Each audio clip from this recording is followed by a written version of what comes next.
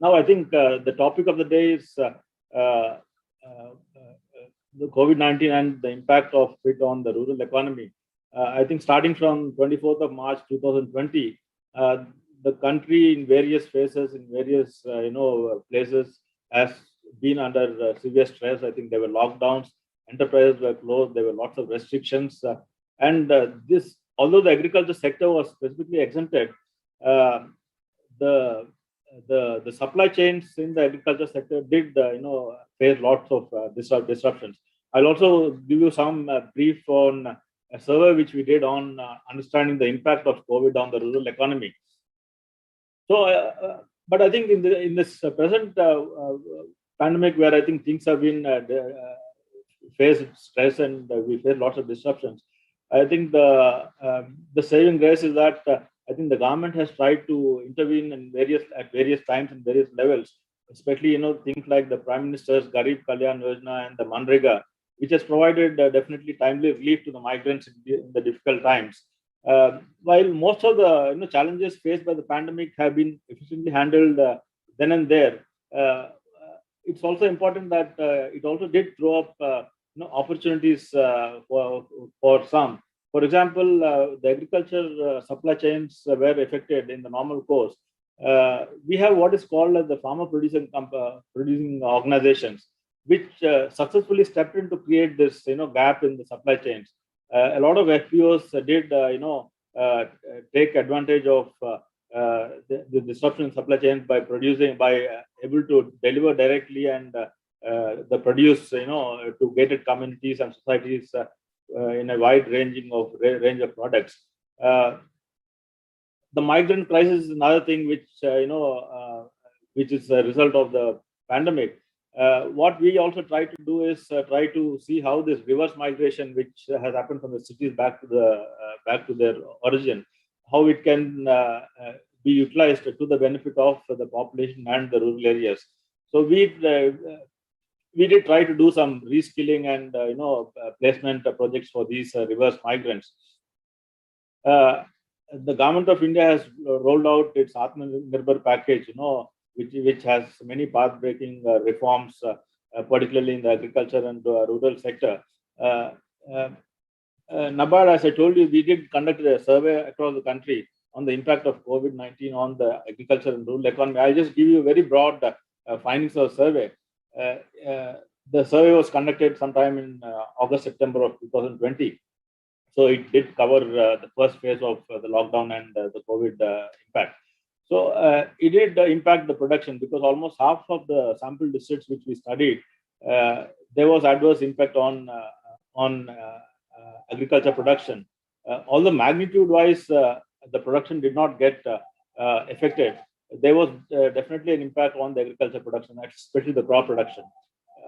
Production in the allied sector, namely, animal husbandry activities, the poultry sector, the sheep, goat, pig, these sorts of things, definitely did face a decline, almost to the extent of 13 to 20% drastic decline. This also happened because of decline in demand for these products. Because people were worried that if they eat non-vegetarian food, it could be risky for them in this pandemic. It also impacted a little on the farm gate prices, because ultimately, although agriculture was exempt, transportation and transportation vehicles were definitely, not flying so much, and which definitely impacted on the prices of in the crop sector. The prices were not impacted so much, but however, in the poultry sector and horticulture, dairy, there was definitely impact on the prices. It also affected on the impact of availability of agricultural inputs. For example, the fertilizer, the seeds, pesticides, fodder, they did decline by about availability declined by about 11%, and simultaneously the prices of these inputs increased by about 9 to 12%. So this is what COVID has done in the first phase.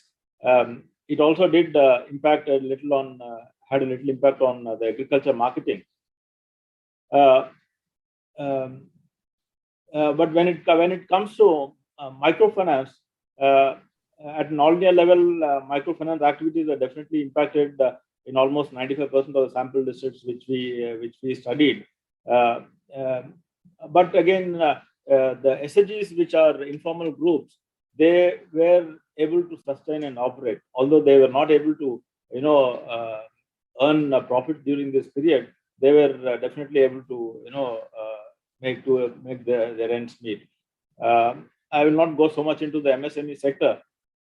So,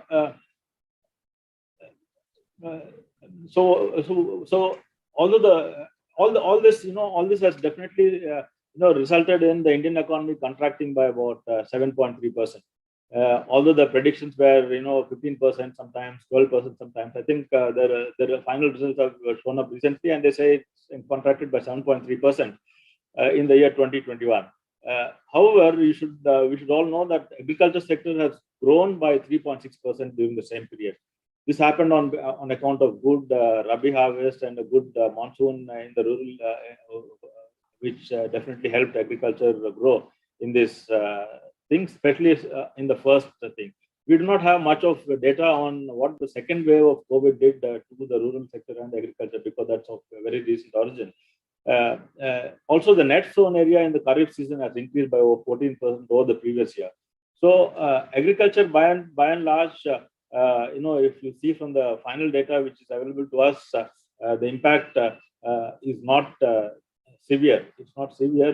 We have grown by about 3.6%, although a higher growth rate would have been better, would have been good. But I think compared to the 7.3% contraction in other sectors, 3.6 growth in agriculture is definitely a very good sign. I think the second wave has shown up some results of unemployment and increase in the unemployment. So I think with this I will put a stop to this. I'll further, perhaps talk about what NABARD has done during this COVID-19 and how we have tried to reduce the stress levels in the rural and agriculture space. Thank you.